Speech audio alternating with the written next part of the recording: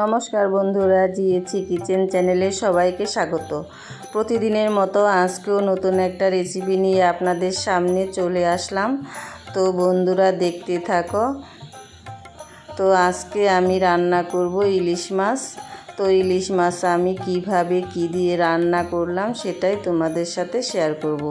তো এখানে আমি ইলিশ মাছ রান্না করার জন্য আলু আর কচু কেটে নিয়েছি, আর এখানে মাছগুলো ধুয়ে পরিষ্কার করে নিয়েছি। এবার মাছগুলো আমি লবণ হলুদ দিয়ে একটু ম্যারিনেট করে নিব। কাঁচা মাছই আমি রান্না করব। তো মাছের মধ্যে আমি লবণ দিয়ে দিলাম, হলুদ দিয়ে দিলাম, আর একটু তেল দিয়ে দিলাম। আমি রিফাইন তেল দিয়েছি, মানে সয়াবিন তেল দিয়েছি। আপনারা চাইলে সর্ষের তেলও দিতে পারবেন। সর্ষের তেল দিলেই ভালো হয় ইলিশ মাছে একটু। তারপর আমি দিয়ে দিলাম 1 চামচ লঙ্কা বাটা, দিয়ে দিলাম জিরে বাটা। এবার আমি মাছটাকে ভালো করে ম্যারিনেট করে রেস্টে রেখে দেব।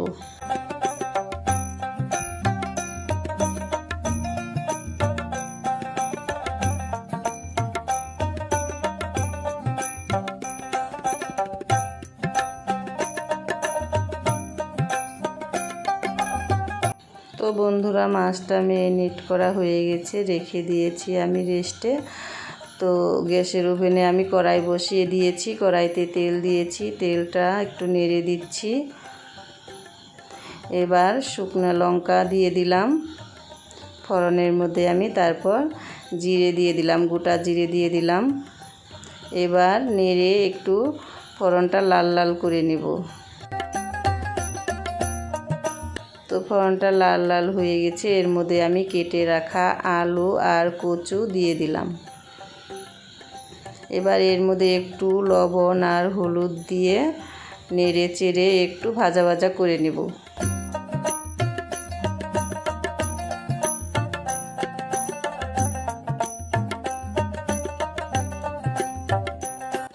তো বন্ধুরা একটু লবণ আর হলুদ দিয়ে ভাজা ভাজা করে নিলাম। এর মধ্যে এখন সব মশলাগুলো দিয়ে দেব। প্রথমে আমি লঙ্কা বাটা দিয়ে দিলাম, তারপর জিরে বাটা দিলাম।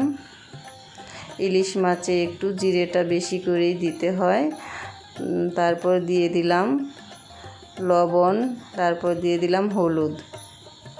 এবার সব কিছু দিয়ে খুব ভালোভাবে কষিয়ে নেব।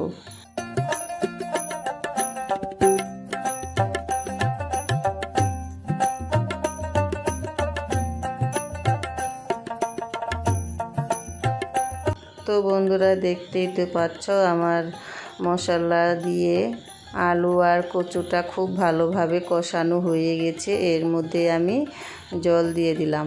তো পরিমাণ মতো জল দিয়ে দেব, যে পরিমাণ মতো ঝোল খায় আর কি, সেই পরিমাণ মতো জল দিলেই হবে। তো আমি জল দিয়ে দিলাম। তো বন্ধুরা জল দেওয়ার পর ঝোলটা ফুটে গেছে।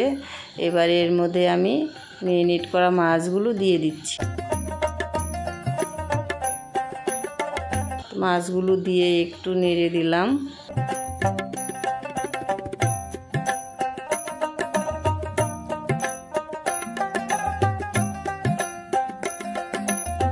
তো রান্না হওয়ার জন্য আমি কিছুক্ষণ ঢেকে দেব, তার কারণ কাঁচা মাছ দিয়েছি আমি, এটা ঢেকে কিছুক্ষণ রান্না করে নেব।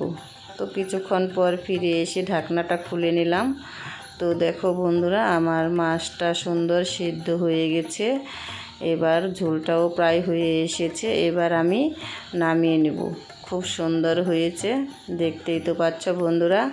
এইভাবে ইলিশ মাছ রান্না করে খেয়ে দেখবে, খুব ভালো লাগে।